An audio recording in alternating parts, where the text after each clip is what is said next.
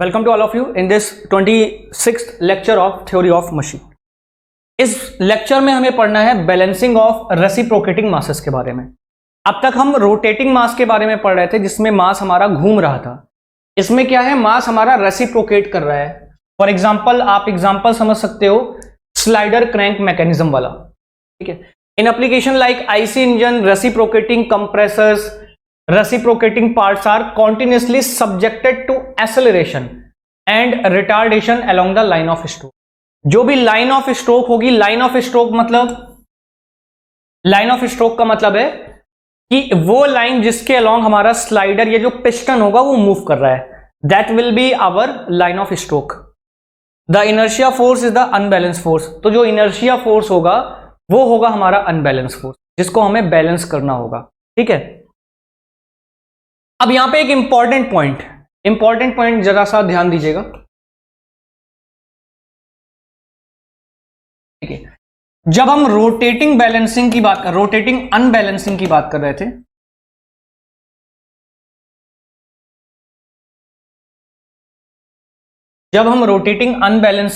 रहे थे, तो वहां पे एक चीज आपको दिखाई दे रही होगी,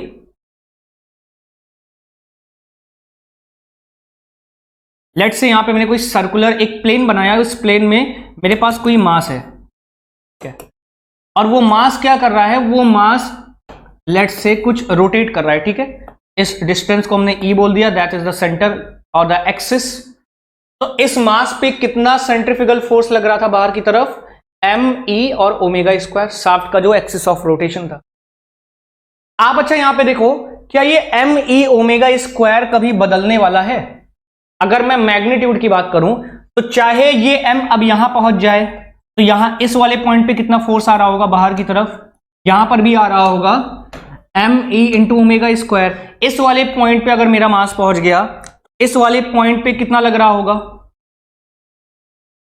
इस वाले पॉइंट पे कितना लग रहा होगा, मैग्नीट्यूड की बात करिएगा, एम ई ओमेगा स्क्वायर। मतलब जब हम रोटेटिंग बैलेंसिंग की बात कर रहे थे तो रोटेटिंग बैलेंसिंग में हमने क्या बोला, हमने क्या देखा, एक्चुअली में हमने ये देखा कि जो मैग्नीट्यूड है, जो फोर्स मैग्नीट्यूड है,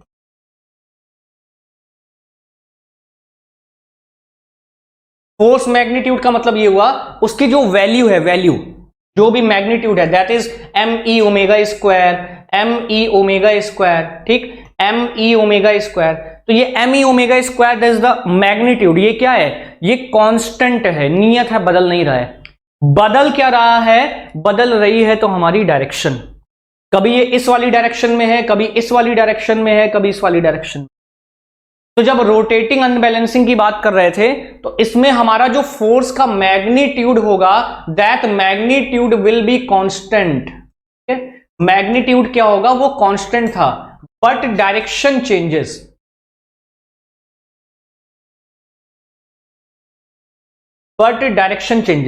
जब हम रोटेटिंग अनबैलेंसिंग की बात कर रहे थे तो उसमें हमारा मैग्नीट्यूड कांस्टेंट था, बदल क्या रहा था, बदल रहा था हमारा डायरेक्शन। लेकिन रेसिप्रोकेटिंग अनबैलेंसिंग में या रेसिप्रोकेटिंग बैलेंसिंग में इसका जस्ट अपोजिट होता है।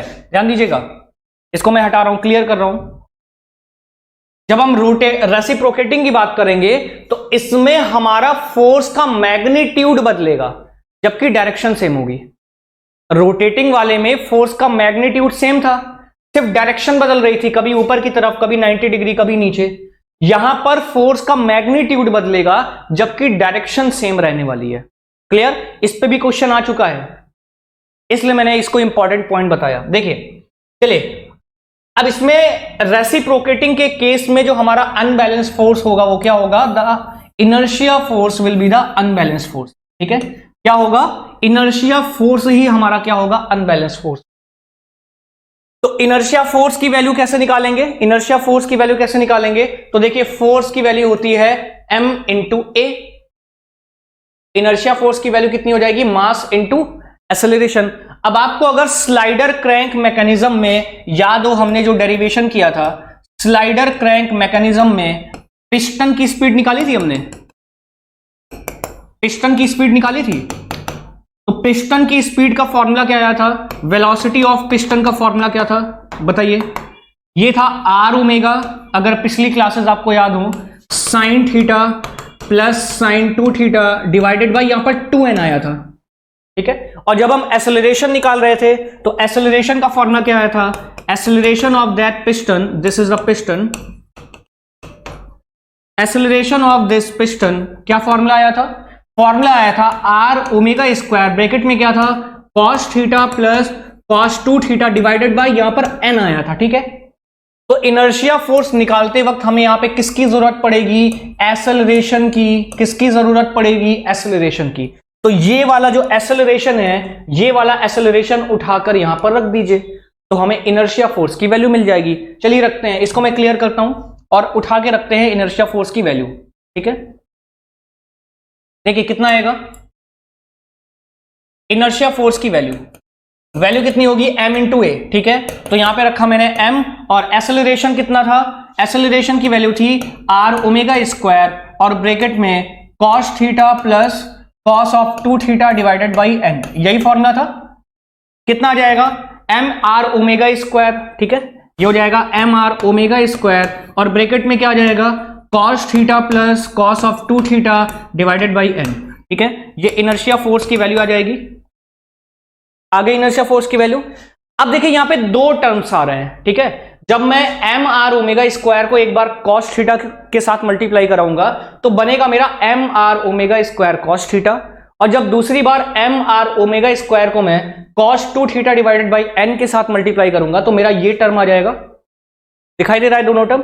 अब यहां पे इन दोनों टर्म का अलग अलग नाम है, यहां पर इन दोनों टर्म्स का अलग अलग नाम है, और वो नाम क्या है, वो नाम है, इस वाले पार्ट को बोलते हैं। अच्छा, क्या ये फोर्स के ही दो पार्ट है, अगर ये इनर्शिया फोर्स है, ये कुछ लिखा हुआ है प्लस ये कुछ लिखा है, तो आपने विमीय विश्लेषण, मतलब जब आप डायमेंशनल एनालिसिस पढ़ते हो तो आपने ये चीज पढ़ा होगा कि हम दो सेम तरीके की चीजों को ही जोड़ सकते हैं और घटा सकते हैं। तो अगर ये फोर्स है मतलब ये भी फोर्स होगा और ये भी फोर्स होगा, क्योंकि फोर्स और फोर्स जुड़ेंगे तभी आपको फोर्स मिल रहा होगा। तो इसका नाम होता है प्राइमरी फोर्स, ठीक है, इसका नाम होता है प्राइमरी फोर्स, और इसको हम एफ ऑफ पी से रिप्रेजेंट करते हैं, ठीक। प्राइमरी फोर्स, तो इसका पी हमने उठा लिया, तो इसको बोलते हैं प्राइमरी फोर्स, एफ पी से इसको हम डिनोट करेंगे। इसका नाम होता है सेकेंडरी फोर्स, इसका नाम होता है सेकेंडरी फोर्स, और इसको हम एफ ऑफ एस से डिनोट करते हैं। क्या, एफ ऑफ एस। सेकेंडरी का एस उठा लिया तो इसका नाम यहां पे बन गया एफ ऑफ एस। तो जो इनर्शिया फोर्स निकाला इसके दो पार्ट हुए, कौन से, एक तो प्राइमरी फोर्स एफ पी जिसकी वैल्यू है M are omega square cos theta, और सेकेंडरी फोर्स जिसकी वैल्यू है M are omega square cos 2 theta divided by. Clear. Further अब इसमें आप देखो इस चीज को, अगर यहां पर आप देखो जरा, चलिए हम नेक्स्ट स्लाइड पे चलते हैं। तो प्राइमरी फोर्स की वैल्यू हमने कितनी निकाली, प्राइमरी फोर्स की वैल्यू हमने निकाली M are omega square cos theta, और सेकेंडरी फोर्स की वैल्यू हमने निकाली M are omega square cos 2 theta divided by N. तो आपको यहां से दिखाई दे रहा है कि एफ एस की जो वैल्यू है वो एफ प्राइमरी से कम है, क्योंकि एफ सेकेंडरी में हमने n से डिवाइड किया हुआ है और n की वैल्यू है l बाई आर। तो जब आप किसी नंबर में किसी बड़े नंबर से डिवाइड करोगे तो ऑटोमेटिक वो वैल्यू अपने आप कम हो जाएगी, मतलब सेकेंडरी फोर्स अपने आप कम हो जाएगा, ठीक है। तो हमें अगर इनर्शिया फोर्स को बैलेंस करना है तो इनर्शिया फोर्स में तो प्राइमरी फोर्स भी आ रहा है प्लस सेकेंडरी फोर्स भी आ रहा है, लेकिन इन दोनों में भी सबसे ज्यादा खतरनाक कौन है, प्राइमरी वाला, क्योंकि इसका जो मैग्नीट्यूड है प्राइमरी का वो सेकेंडरी वाले से ज्यादा है। तो सेकेंडरी फोर्स को भी बैलेंस करना है लेकिन उसका मैग्नीट्यूड कम है, तो हमारे लिए सबसे खतरनाक कौन हुआ, प्राइमरी। तो हम पहले कोशिश किसको करेंगे, प्राइमरी को बैलेंस करने की। क्या ये पॉइंट क्लियर है, ठीक। इसको मैं हटाता हूं, इरेज करता हूं। आगे अब देखिए आगे, the primary unbalance force is maximum, this is the question of IAS, this is the question of IAS, IAS का क्वेश्चन है ये, उसको मैंने स्टेटमेंट के फॉर्म में यहां पे डाल दिया है। देखिए प्राइमरी फोर्स की जो वैल्यू है उसको जरा लिखिए, क्या लिखा मैंने, M are omega square cos of theta, ये लिखा, the primary unbalance force is maximum when theta is equal to 0 and theta is equal to 180 twice in one revolution of the crank. Question ऐसे आता है कि in one revolution of the crank, कि जब crank हमारा एक चक्कर पूरा रेवोल्यूट करेगा तो प्राइमरी फोर्स उसमें कितनी बार मैक्सिमम होगा, कितनी बार मैक्सिमम होगा।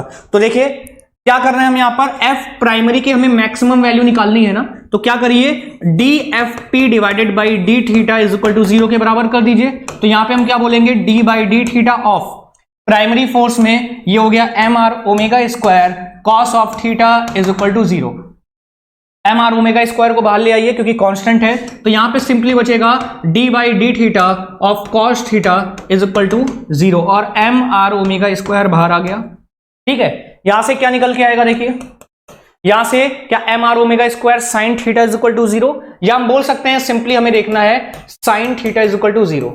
तो देखिए 0 से 360 डिग्री में साइन थीटा कितनी बार 0 होता है, क्योंकि अगर हम वन रेवोल्यूशन की बात कर रहे हैं तो वन रेवोल्यूशन का मतलब होता है सिंपली 360 डिग्री।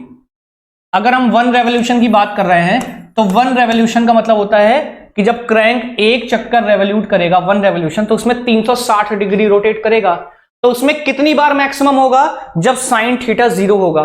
तो 0 से 360 में साइन थीटा कितनी बार 0 होता है, किस किस वैल्यू पे 0 होता है, एक तो 0 डिग्री पे 0 होता है और दूसरा 180 डिग्री पे 0 होता है।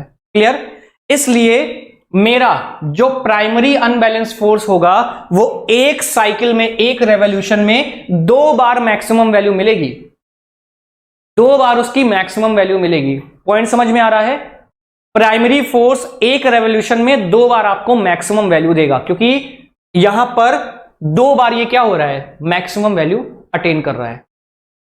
ये हमने अच्छा डिफरेंशिएशन क्यों किया, आधे से ज्यादा लोग को ये समझ में नहीं आया होगा। डिफरेंशिएशन इसलिए किया भैया क्योंकि जब भी आप किसी भी चीज की मैक्सिमम या मिनिमम वैल्यू निकालते हो तो for the maxima and minima, maximum minima एक चैप्टर मैथमेटिक्स का होता है, किसी भी चीज की मैक्सिमम या मिनिमम वैल्यू निकालने के लिए उसका डिफरेंशिएशन जिसके सापेक्ष, जिस चीज के रिस्पेक्ट में वो चीज बदलती है उसके रिस्पेक्ट में डिफरेंशिएशन करके आप 0 के बराबर कर दो तो हमें मैक्सिमम या मिनिमम वैल्यू मिल जाती है। ठीक है, तो यहां पे हमें प्राइमरी फोर्स किसके सापेक्ष बदल रहा है, थीटा के सापेक्ष, तो हमने थीटा के सापेक्ष इसका डिफरेंशिएशन करके 0 के बराबर रख दिया। ठीक, तो यहां पे हमें इसकी मैक्सिमम या मिनिमम वैल्यू मिल जाएगी। तो एक रेवोल्यूशन में कितनी बार मैक्सिमम वैल्यू मिलेगी, 2 बार, और किस एंगल पे, एक तो थीटा बराबर 0 पे और थीटा बराबर 180 पे 2 बार मैक्सिमम वैल्यू मिलेगी। ठीक है, अगला पॉइंट देखिए, अगला पॉइंट कह रहा है the primary unbalance force is minimum when theta is equal to 90 और 270 that is twice in one rotation of crank. कह रहा है मिनिमम वैल्यू भी 2 बार मिलेगी, मैक्सिमम वैल्यू भी 2 बार मिलेगी। मिनिमम कब कब मिलेगी, देखिए 360 को मैं 4 पार्ट में तोड़ रहा हूं, 0 डिग्री, 90 डिग्री, 180 डिग्री और 270 डिग्री। ठीक है, तो इन दोनों वैल्यूज पे क्या मिलेगा, सॉरी इन दोनों वैल्यूज पे क्या मिलेगा, इन दोनों वैल्यूज पे हमें मिलेगी मैक्सिमम वैल्यू प्राइमरी फोर्स की, और इन दोनों वैल्यूज पे क्या मिलेगा, इन दोनों वैल्यूज पे मिलेगा हमें मिनिमम वैल्यू। प्राइमरी फोर्स की मैक्सिमम वैल्यू इन दोनों एंगल्स पे मिलेगी और प्राइमरी फोर्स की मिनिमम वैल्यू इन दोनों एंगल्स पे मिलेगी। ठीक है, क्यों, क्योंकि प्राइमरी फोर्स की वैल्यू कितनी है जरा आप देखिए, M are omega square cos theta है, तो थीटा 2 बार 0 होगा, एक तो थीटा बराबर 90 डिग्री पे 0 होता है और थीटा बराबर 270 पे 0 होता है। इन दोनों पे प्राइमरी फोर्स की वैल्यू कितनी हो जाएगी, 0 हो जाएगी। प्राइमरी फोर्स की थीटा बराबर 90 डिग्री पर भी वैल्यू 0 हो जाएगी और थीटा बराबर 270 डिग्री पर भी वैल्यू कितनी हो जाएगी, 0 हो जाएगी। अब प्राइमरी फोर्स 0 पे 1 होता है, 180 पे -1 होता है, बस -1 आपको ये बता रहा है डायरेक्शन, कि डायरेक्शन बदल रही है, मैग्नीट्यूड तो वही रहेगा।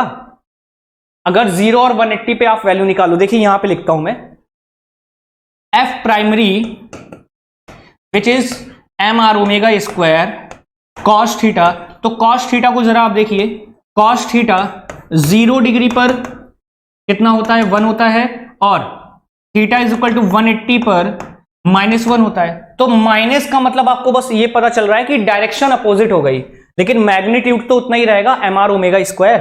तो यहां पे वैल्यू कितनी मिल जाएगी, mr ओमेगा स्क्वायर यहां पर, और यहां पर वैल्यू कितनी मिल जाएगी, -mr ओमेगा स्क्वायर। तो मैग्नीट्यूड तो सेम मिल रहा है, एक बार mr ओमेगा स्क्वायर और दूसरी बार -mr ओमेगा स्क्वायर। बस माइनस आपको ये बता रहा है कि डायरेक्शन अपोजिट है। क्या ये पॉइंट क्लियर है? इन पॉइंट्स को आपको याद रखना है, नोट पॉइंट, डायरेक्टली क्वेश्चंस हैं ये एग्जाम के। क्लियर? चलिए आगे बढ़ते हैं। अब इस चीज को आपको बहुत अच्छे से समझना है। देखिए ध्यान से सुनिएगा इस चीज को, क्या बोल रहा हूं यहां पे मैं। देखिए यहां पे हमने एक स्लाइडर क्रैंक मैकेनिज्म और यहां पे स्लाइडर को हमने पिस्टन से बदल दिया है, ठीक है, ये हो गया हमारा पिस्टन। अब इनर्शिया फोर्स की वैल्यू को आप देखो जरा, इनर्शिया फोर्स की वैल्यू कैसे निकालते हैं हम। इनर्शिया फोर्स की वैल्यू का फॉर्मूला होता है ये, Fi is equal to mr omega square cos theta plus cos 2 theta divided by n, ठीक है। और इसमें भी हमने बोला सबसे पहले हम किसको बैलेंस करेंगे, सबसे पहले हम प्राइमरी फोर्स को बैलेंस करेंगे, सबसे पहले हम प्राइमरी फोर्स को बैलेंस करेंगे। और प्राइमरी फोर्स की वैल्यू कितनी हो जाएगी, प्राइमरी फोर्स की वैल्यू है mr omega square cos theta, क्योंकि प्राइमरी फोर्स ज्यादा खतरनाक होता है, ज्यादा बड़ा होता है सेकेंडरी वाली फोर्स से, तो इसलिए पहले हम प्राइमरी को बैलेंस करेंगे। चलिए प्राइमरी को बैलेंस करते हैं, तो इसलिए यहां पर हमने प्राइमरी को ही कंसीडर किया हुआ है, यहां पर इसलिए हमने पहले प्राइमरी को ही कंसीडर किया है। देखिए इस पर देखिएगा, ये जो पिस्टन है, इस पिस्टन पर जो इनर्शिया फोर्स है और उसका भी हम कौन सा कंपोनेंट ले रहे हैं, उसका भी हम कंपोनेंट ले रहे हैं प्राइमरी वाला, उसका भी हम कौन सा कंपोनेंट ले रहे हैं, प्राइमरी वाला। समझ गए क्यों? क्योंकि प्राइमरी ज्यादा खतरनाक होता है सेकेंडरी से, इसलिए सबसे पहले हम प्राइमरी को बैलेंस करने की कोशिश करेंगे, सेकेंडरी को हम बाद में देखेंगे। अब देखिए ये जो क्रैंक है, ये क्रैंक रोटेट कर रहा है एंटी क्लॉकवाइज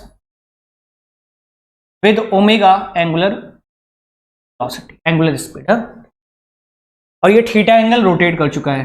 और अगर ये थीटा एंगल रोटेट कर चुका है तो जो प्राइमरी अनबैलेंस फोर्स हमारे पास आएगा, जो प्राइमरी अनबैलेंस फोर्स Fp, और Fp के साथ मैंने अन लगा दिया, मतलब प्राइमरी अनबैलेंस फोर्स जो वैल्यू होगी कितनी हो जाएगी, mr omega square cos theta. क्या ये जो स्लाइडर या पिस्टन बोलिए रेसिप्रोकेट कर रहा है, क्या ये पिस्टन रेसिप्रोकेट कर रहा है? और अगर ये पिस्टन रेसिप्रोकेट कर रहा है तो क्या अनबैलेंस फोर्स इसकी लाइन ऑफ स्ट्रोक के अलोंग लगेगा? बिल्कुल, अनबैलेंस फोर्स लगेगा, क्या इसकी लाइन ऑफ स्ट्रोक के अलोंग लगेगा? बिल्कुल लगेगा। तो लाइन ऑफ स्ट्रोक के अलोंग देखिए जो अनबैलेंस फोर्स लगा यहां पर, this is the unbalance force, this is the unbalance force. Clear?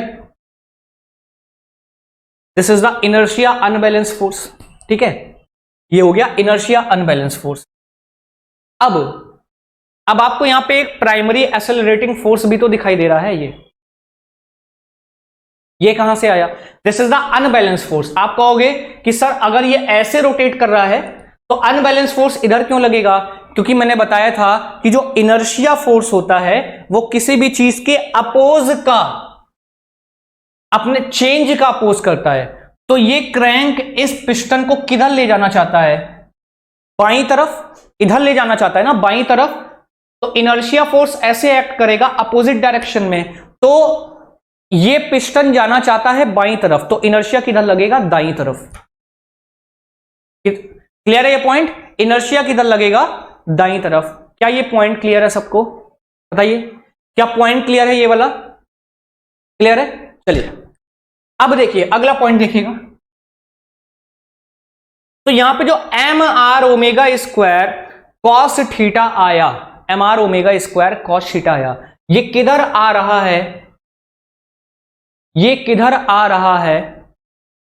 दाईं तरफ आ रहा है। और ये क्रैंक कैसे कर रहा होगा? क्रैंक रोटेट कर रहा होगा, ये क्रैंक रोटेट कर रहा होगा, क्रैंक इस तरीके से रोटेट कर रहा होगा।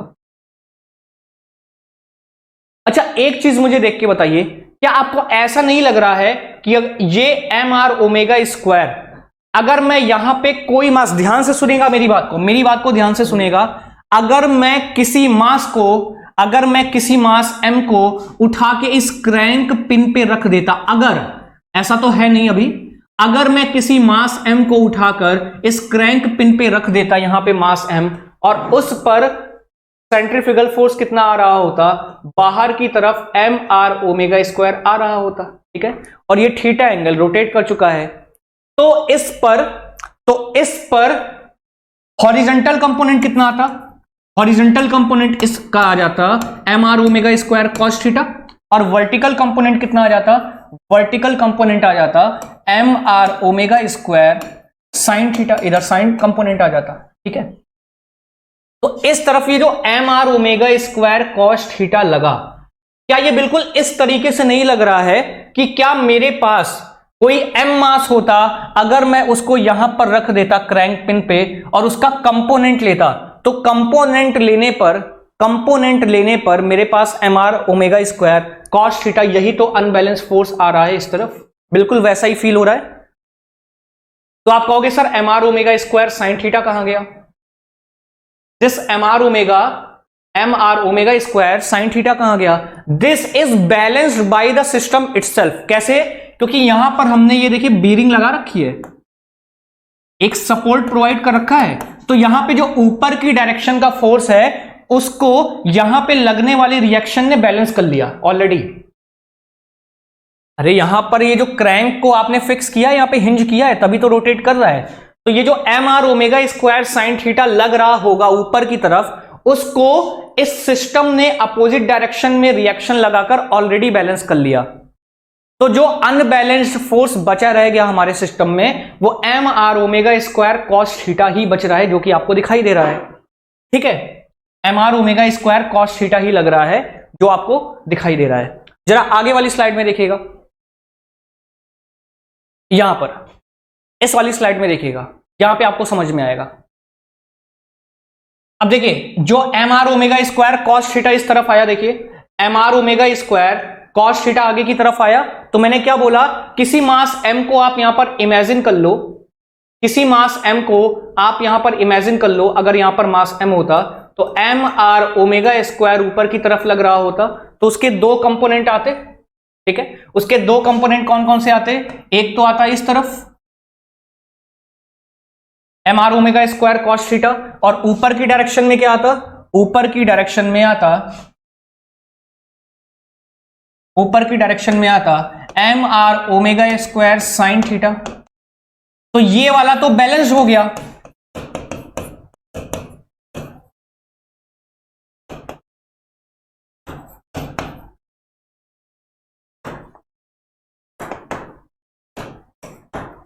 It is balanced by reaction force.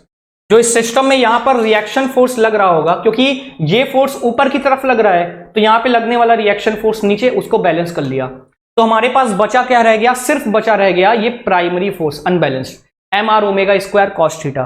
तो इसको बैलेंस करने के लिए हमने क्या किया, इसको बैलेंस करने के लिए हमने इस मास के अपोजिट डायरेक्शन में एक मास m लगा दिया, ताकि ये वाला फोर्स बैलेंस हो जाए, ठीक। उतने ही एंगल पर, अगर ये एंगल थीटा है तो ये एंगल भी थीटा होगा, तो इसके भी दो कंपोनेंट आ जाएंगे। इसके दो कंपोनेंट कौन कौन से आ जाएंगे, इसके दो कंपोनेंट आ गए, एक तो नीचे की डायरेक्शन में आ गया mr⍵² sin थीटा, और इस वाली डायरेक्शन में, सॉरी अगर ये एंगल थीटा है, एक चीज मैंने गलत बोल दी, तो this angle will be theta.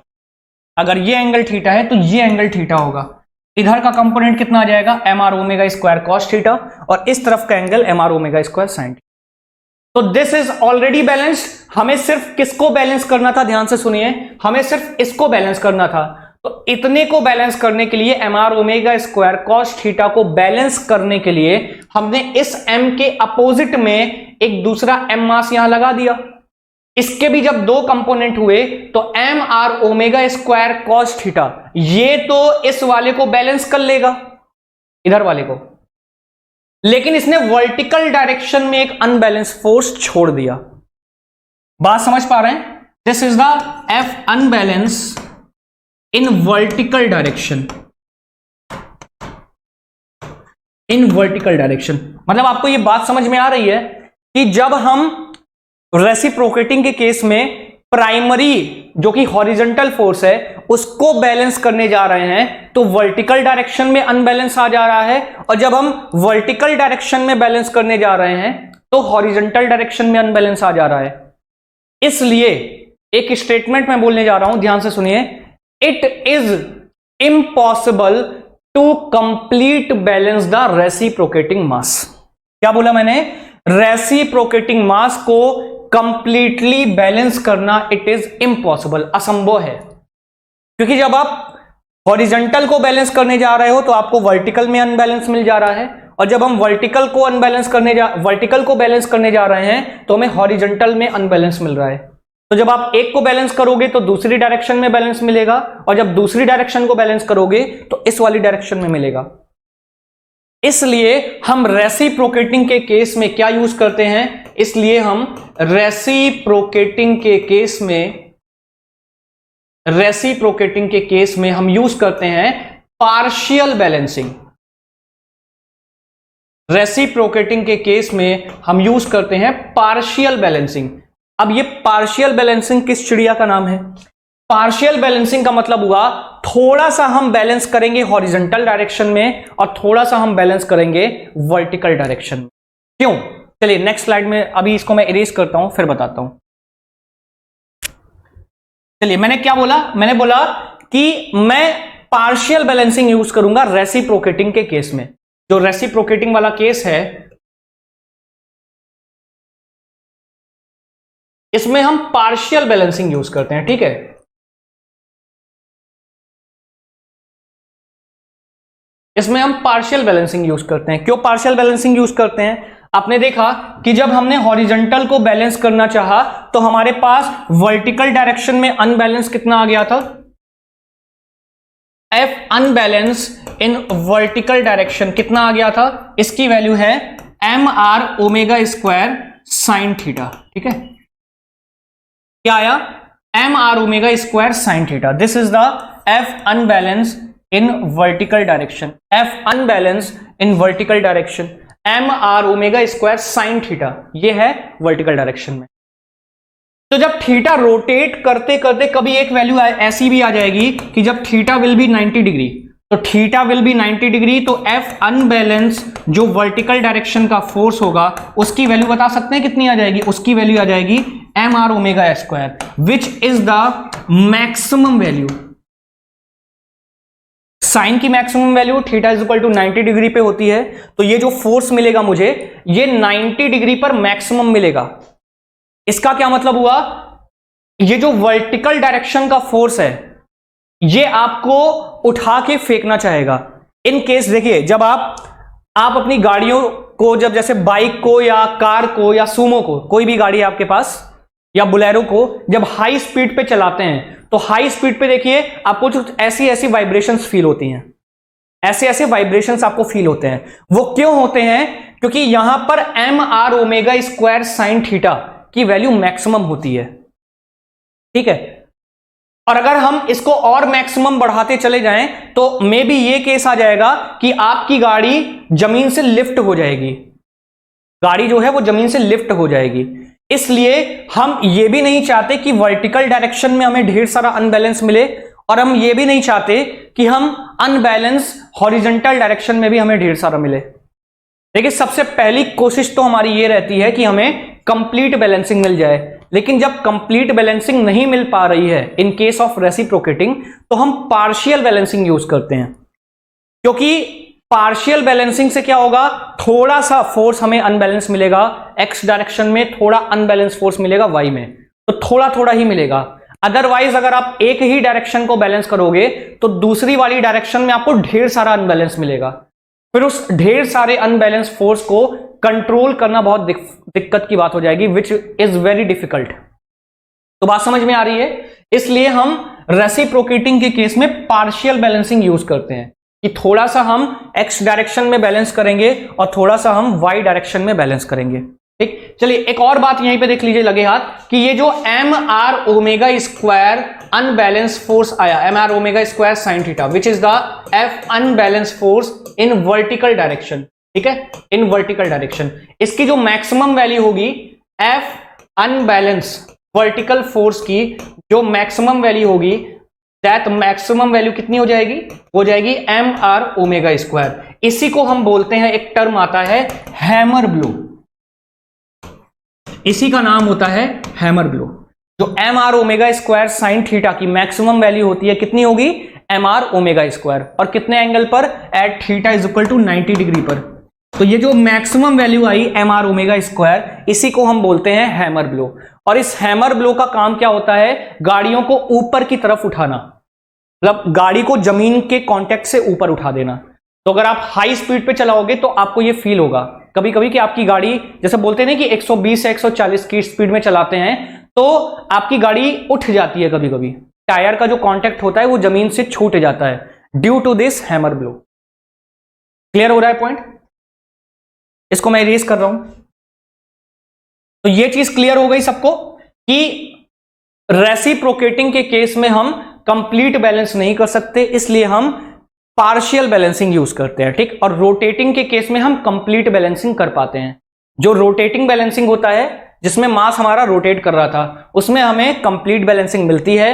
Reciprocating मास के केस में हमें कंप्लीट बैलेंसिंग नहीं मिलती, इसलिए हम पार्शियल बैलेंसिंग यूज करते हैं।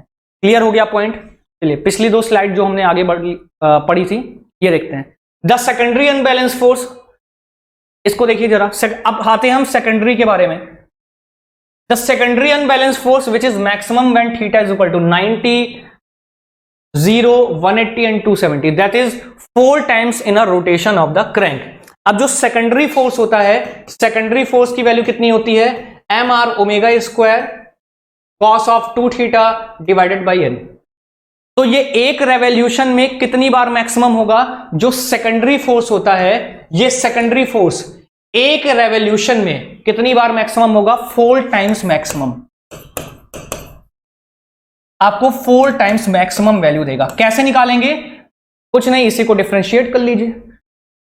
cos 2 थीटा को आप डिफरेंशिएट कर लीजिए, थीटा के रिस्पेक्ट में 0 के बराबर कर लीजिए, आपको वैल्यू मिल जाएगी, क्योंकि मैक्सिमम वैल्यू की बात कर रहा है। तो the secondary unbalance force is maximum when theta is equal to 0 degree, 90 degree, 180 degree and 270 degree. That is 4 times in a rotation of the crank, ठीक है। जब क्रैंक हमारा एक बार रोटेट करेगा तो उसमें हमें 4 टाइम्स मिलेगी क्या, मैक्सिमम वैल्यू किसकी, सेकेंडरी अनबैलेंस फोर्स। और प्राइमरी की कितनी मिल रही थी, 2 बार मैक्सिमम 2 बार मिनिमम। सेकेंडरी की कितनी मिलेगी, 4 बार मैक्सिमम, ठीक है। 4 टाइम्स मैक्सिमम वैल्यू देगा। Therefore, the frequency of the secondary unbalanced force is twice as that of a primary unbalanced force. इसलिए इसकी जो फ्रीक्वेंसी है सेकेंडरी की, वो प्राइमरी की कितनी हो जाएगी, दुगनी। भाई प्राइमरी हमें क्या दे रहा है, एक रोटेशन में 2 बार दे रहा है मैक्सिमम, और सेकेंडरी हमें क्या दे रहा है, एक रोटेशन में 4 बार। इसकी फ्रीक्वेंसी 2 दूनी 4, उसकी दुगनी ही तो हुई। क्लियर? अगला पॉइंट देखिए, how the maximum magnitude of the secondary unbalance force is 1/n times of the primary unbalance force. ये तो हमें पता ही है, क्योंकि अगर हम मैक्सिमम वैल्यू की बात करें, अगर हम f प्राइमरी की मैक्सिमम वैल्यू निकालें, अगर हम f प्राइमरी की मैक्सिमम वैल्यू निकालें, f प्राइमरी की अगर हम मैक्सिमम वैल्यू निकालें तो मैक्सिमम वैल्यू कितनी हो जाएगी, mr ओमेगा स्क्वायर। और f सेकेंडरी की मैक्सिमम वैल्यू निकालें तो थीटा बराबर 0 पर वो कितनी हो जाएगी, mr omega square divided by n, क्योंकि cos 0 डिग्री की वैल्यू 1 हो जाएगी।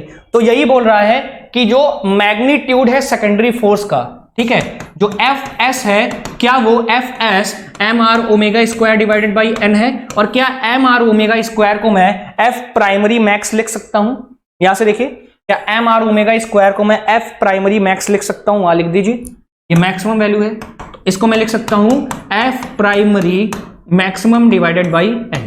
तो यही लिखा हुआ है कि जो मैक्सिमम मैग्नीट्यूड की वैल्यू होती है, मैक्सिमम वैल्यू मैग्नीट्यूड, इसकी वैल्यू सेकेंडरी में प्राइमरी की 1/n टाइम्स होती है। ये तो क्लियर ही है, फॉर्मूले से ही क्लियर है।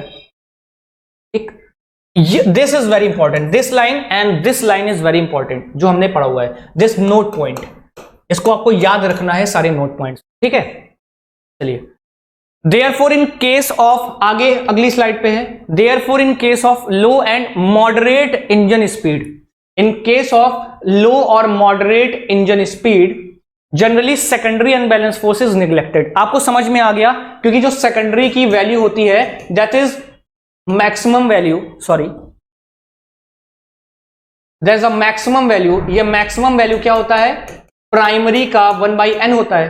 तो जाहिर सी बात है कि सेकेंडरी फोर्स की वैल्यू कम मिलेगी, ठीक, तो उसको हम प्राइमरी के रिस्पेक्ट में निग्लेक्ट मान सकते हैं, ठीक, क्योंकि इसकी वैल्यू क्या है, इसकी वैल्यू कम है। अगला point, the unbalance force due to reciprocating mass varies in magnitude but constant in direction. मैंने आपको बताया इसका मैग्नीट्यूड बदलता रहेगा। क्यों बदलता रहेगा, क्योंकि इसकी जो वैल्यू है वो किस पर डिपेंड कर रही है, एफ प्राइमरी की या सेकेंडरी, दोनों की वैल्यू किस पर डिपेंड कर रही है, M are omega square cos theta पे। And theta, what is theta, theta is the crank rotation angle, theta is the crank rotation angle, this is a piston, ठीक, दिस इज अ थीटा, और ये omega से rotate कर रहा है। तो जैसे जैसे थीटा रोटेट कर रहा है वैसे वैसे जैसे जैसे थीटा रोटेट करेगा वैसे ही वैसे मेरा प्राइमरी और सेकेंडरी दोनों ही चेंज होते जाएंगे, क्योंकि सेकेंडरी फोर्स भी क्या होता है, सेकेंडरी फोर्स की भी वैल्यू थीटा पर डिपेंड करती है, M are omega square cos of 2 theta divided by N. तो जब थीटा बदलेगा तो सेकेंडरी फोर्स बदलेगा, जब थीटा बदलेगा तो प्राइमरी फोर्स बदलेगा। इसीलिए लिखा हुआ है the unbalanced force due to reciprocating mass varies in magnitude. क्या करता है, मैग्नीट्यूड में बदलता रहता है, लेकिन इसकी जो डायरेक्शन होती है वो एक ही डायरेक्शन में लगेगी, कांस्टेंट। जबकि जो रोटेटिंग था उसमें कांस्टेंट मैग्नीट्यूड था बट वेरिंग डायरेक्शन थी। मैंने अभी अभी स्टार्टिंग में ये पॉइंट आपको समझाया था। क्लियर है, चलिए आगे बढ़ते हैं। इसको हमने डिस्कस कर ही लिया, तो इसलिए हम क्या करते हैं, प्राइमरी अनबैलेंस फोर्स मतलब जो रेसिप्रोकेटिंग है इसमें हम क्या करते हैं, रेसिप्रोकेटिंग के केस में हम पार्शियल बैलेंसिंग का यूज करते हैं। ये वही सारी चीजें हैं जो मैंने आपको एक्सप्लेन किया था इस वाली स्लाइड में, कि हॉरिजॉन्टल को बैलेंस करने के लिए हमने क्या किया, एक मास लगाया, लेकिन हॉरिजॉन्टल तो बैलेंस हो गया, अब उसने एक वर्टिकल अनबैलेंस फोर्स दे दिया। क्लियर, उसी को इस स्लाइड में लिखा गया है, मेरे ख्याल से वो आप पढ़ सकते हो अपने आप से। क्लियर, चलिए आगे बढ़ते हैं। तो ये पॉइंट यहां पे निकल के आ गया कि जब हम कंप्लीट बैलेंसिंग नहीं कर सकते, तो कंप्लीट बैलेंसिंग अगर हम नहीं कर सकते तो हम क्या यूज करेंगे, हम यूज करेंगे पार्शियल बैलेंसिंग। हम क्या यूज करेंगे, पार्शियल बैलेंसिंग, हम यूज करेंगे पार्शियल बैलेंसिंग। अब पार्शियल बैलेंसिंग का मतलब यह हुआ कि M B R B omega square is equal to C M are omega square, कि हम अपनी तरफ से जो हम मास बी लगा रहे हैं at a radius R B लगा रहे हैं, वो हम फ्रैक्शन सी, मतलब C is a fraction of मास,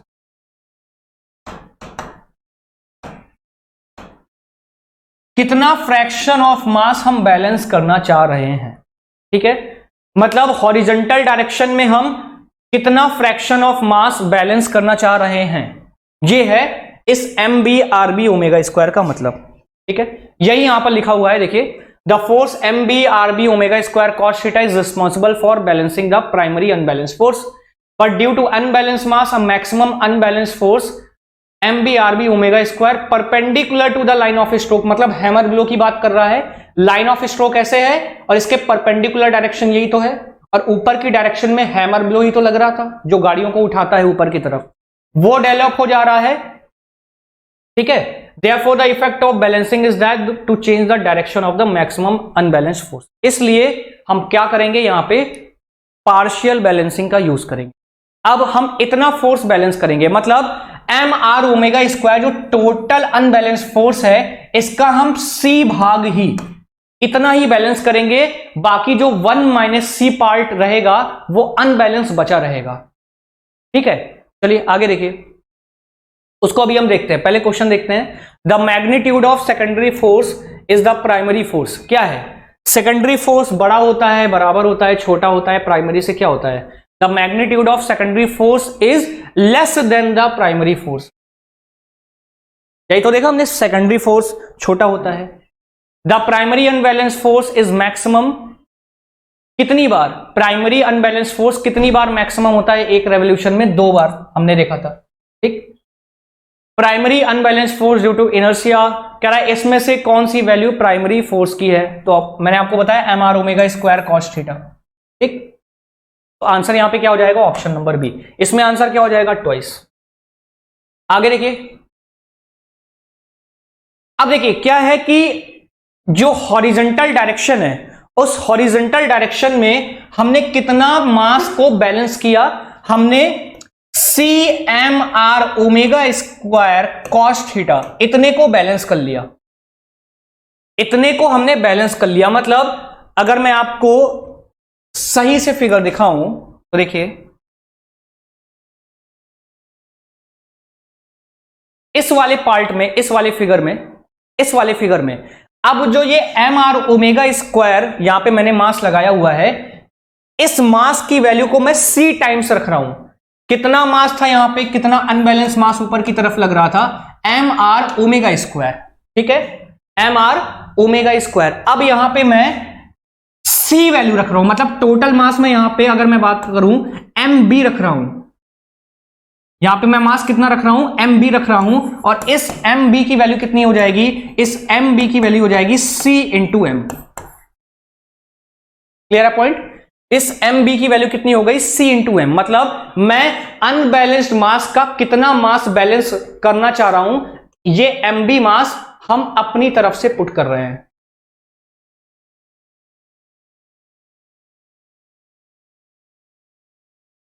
हम अपनी तरफ से रख रहे हैं। पॉइंट क्लियर है, ये वो वाला मास है जो हम प्लेस कर रहे हैं और जितना भाग हम बैलेंस करना चाहते हैं। तो m में से अगर cm को मैंने बैलेंस कर लिया, m में से अगर मैंने cm योगी आदित्यनाथ को बैलेंस कर लिया, cm को बैलेंस कर रहे हैं, तो m में से अगर मैंने cm को बैलेंस कर लिया तो कितना अनबैलेंस बचा रह गया, टोटल माइनस जितना बैलेंस कर लिया, मतलब 1 माइनस सी इंटू एम, इतना अनबैलेंस बचा रह जाएगा। ठीक है, बचा रहेगा, विच इज अनबैलेंस्ड। अगर m में से c इंटू एम को बैलेंस कर लेंगे तो कितना अनबैलेंस बचा रहेगा, 1 माइनस सी इंटू एम। क्लियर है पॉइंट, इसी को आगे हम यूज करेंगे। इसको मैं क्लियर कर रहा हूं, इसी को मैं आगे क्लियर कर रहा हूं। अब यहां पे देखिए इस वाले पार्ट में, तो net unbalance force in horizontal direction कितना बचेगा, देखिए C M are omega square cos theta, ये है बैलेंसिंग फोर्स,